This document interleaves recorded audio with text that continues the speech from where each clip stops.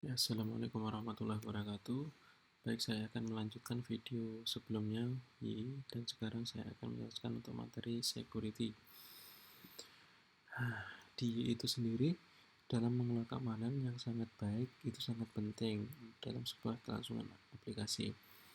Nah, Y, YI menyediakan beberapa fitur keamanan, yaitu diantaranya authentication, authorization, working with password, kriptografi, view security, dan juga outback client serta best practice. Nah, authentication sendiri adalah proses untuk memastikan bahwa user yang login benar-benar dirinya sendiri. Kemudian authentication biasanya dilakukan dengan menggunakan kombinasi username email ataupun password.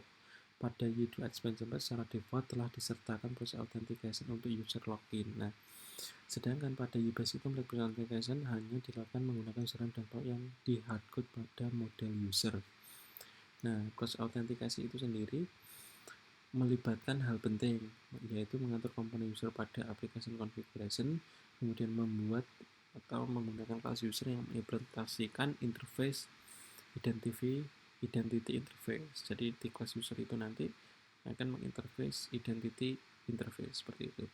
Nah, kemudian proses login akan melakukan validasi password, yang dimana ketika password user dimasukkan maka akan dicek di tabel user yang mana passwordnya itu di hash atau di enkripsi. Nah, untuk mendapatkan informasi terkait dengan user yang sedang login, kita bisa menggunakan y kemudian $app manggil objeknya user. Nah, secara otomatis kita akan bisa mendapatkan user yang sedang login. Nah, baru setelah itu kita bisa mengambil atribut dari user itu sendiri seperti username, ID, email, dan lain sebagainya.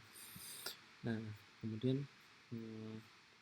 untuk authentication event ini, kelas Y menunjukkan beberapa event ketika terjadi proses login dan logout. Nah, diantaranya adalah event before login. Nah, event ini akan muncul pada awal proses user login. Nah, jika metode event handler mengisi nilai property invalid dengan nilai false, maka proses login ini dibatalkan. Nah, kemudian ada event after login. Nah, event ini muncul setelah proses login berhasil. Nah, kemudian ada event before logout. Event ini akan muncul pada proses melogout. Jika metode event handler mengisi nilai properties valid dengan nilai false, maka proses logout akan dibatalkan. Nah, yang terakhir adalah event after logout. Event ini akan muncul setelah proses logout berhasil. Nah, misal Anda ingin melakukan audit dan mengumpulkan data status untuk step login, maka Anda akan membuat sebuah event handler untuk event after login dan juga meletakkan proses pencatatan waktu login dan juga alamat IP dan lain sebagainya. Nah, authorization merupakan proses untuk verifikasi apakah seorang user berhak untuk melakukan sesuatu. Nah, jadi ini ada mandatorinya, ya, teman-teman. Nah, pada Y2 authorization melibatkan komponen ada access control filter, kemudian ada role based control access control atau RBAC. Nah, kedua komponen ini di atas dapat berdiri sendiri dan juga bisa digabungkan untuk mendapatkan kemampuan yang lebih lengkap. Nah, ini contoh penggunaan access control filter. Nah, di sini ada bagian controller, di bagian kemudian kita menambahkan function behavior, kemudian bagian akses ini kita nambahkan akses control class name, nah, kemudian only login dan logout SIM-up seperti itu. Nah, kemudian ada role based access control. Nah, seperti ini role based control dapat digunakan untuk mengolah akses secara lebih komprehensif. Nah, ini mengimplementasikan API melalui komponen dari API yang bernama Out Manager. Jadi role based access control ini sudah tercover dalam Out Manager yang ada di app seperti itu. Nah, untuk menggunakan RBAC ada dua hal yang perlu dilakukan, yaitu membangun data authorization untuk RBAC, kemudian menggunakannya RBAC untuk mengaktifkan hak akses itu sendiri. Nah, konsep dasar RBAC ini adalah terdiri dari tiga komponen. Yang pertama adalah role, yang ketiga permission, yang ketiga rule. Di mana role itu menentukan adalah peran. Nah, seperti admin, author, publisher, dan lain sebagainya.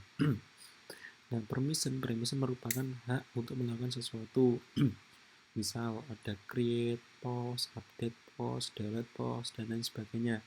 Kemudian rule merupakan script yang akan dijalankan untuk memastikan sebuah rule atau permission dapat digunakan oleh user. Contoh adalah untuk permission update post dapat memiliki rule yang akan mengajak apakah user tersebut ada user pembuat post yang akan diupdate seperti itu. Nah, jika menggunakan DB Manager, terdapat tabel yang digunakan untuk menyimpan data RBAC. Ada out item cell, kemudian out assessment, kemudian out rule. Nah, kemudian ini ada konsep dari rule, kemudian permission dan juga role.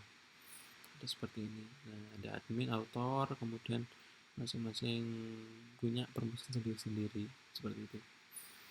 Nah, bekerja dengan password. Nah, di itu sekarang itu masih banyak developer yang menggunakan password tidak aman, misalnya pakai MD5 atau SHL. Nah kemudian kemungkinan itu masih bisa dijebol juga. Dan sekarang eh, di itu menawarkan fungsi PHP, yaitu pakai bcrypt. Nah, fungsi crypt itu menggenerate nilai hash menggunakan algoritma bcrypt.